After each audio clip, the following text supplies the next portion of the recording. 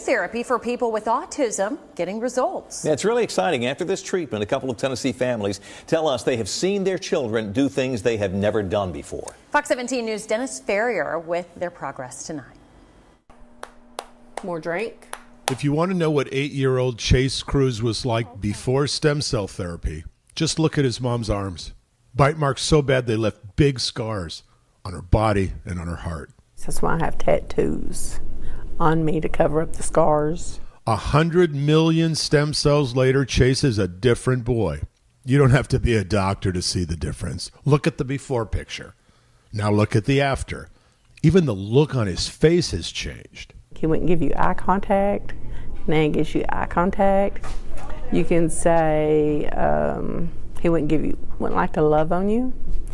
And now his grandpa says, bring it in. And he'll open his arms, and here he comes in and gives Grandpa the biggest old hug and squeeze that you would ever thought. As if all this isn't enough, Chase is starting to talk. What price do you put on a little boy saying mama to you for the first time? But it's mama, mama, mama, mama, mama, mama. And it's dad, dad, dad, dad, dad, dad, dad. Sounds like you have a different son. Oh, if you met him before and met him now, he is totally different. You wouldn't believe he was the same child. And it just brings tears to my eyes. It just does. Yeah, it's amazing. Dr. Ethan Kellum explains the miracle of stem cell therapy. Yeah, so stem cells can affect people that have autism in the way of helping with their language, social skills, and decreasing the behaviors that you don't want to see, right? And it does that by way of the immune system, so it's going to decrease the inflammation and help with the neuroconnectivity. And so when things are connected and firing the way they should, people do better. Who is that? 5-year-old Jamison Hayes is another autism patient at the Kellum Stem Cell Institute, completely nonverbal before stem cells. Listen to him now. What is the worst? What is the worst? The other day during a storm, the wipers were going, and he just started singing Wipers on the Bus. And I was absolutely amazed by that. He puts on his own shoes. He is even starting to say his own name. We witnessed it. Who's that? That's right, it's Jameson.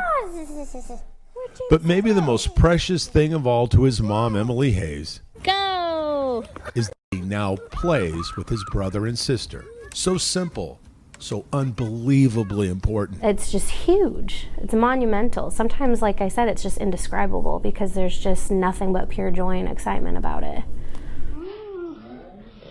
Chase Cruz used to wear a helmet and scream. Now he watches movies in his grandpa's lap.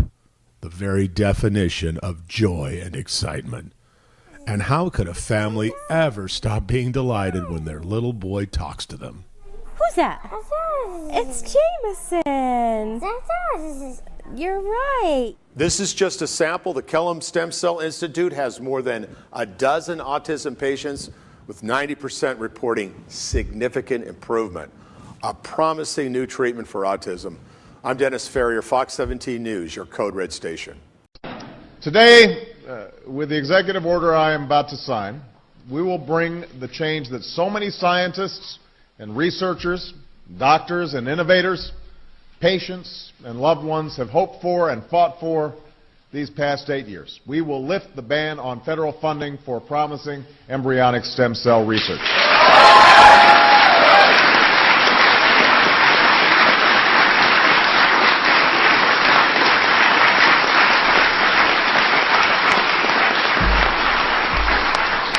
We will also vigorously support scientists who pursue this research.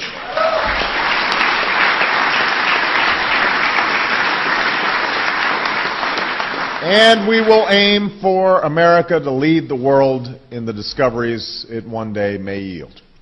You know, at this moment, the full promise of stem cell research remains unknown, and it should not be overstated. But scientists believe these tiny cells may have the potential to help us understand and possibly cure some of our most devastating diseases and conditions, to regenerate a severed spinal cord and lift someone from a wheelchair, to spur insulin production and spare a child from a lifetime of needles, to treat Parkinson's, cancer, heart disease, and others that affect millions of Americans and the people who love them.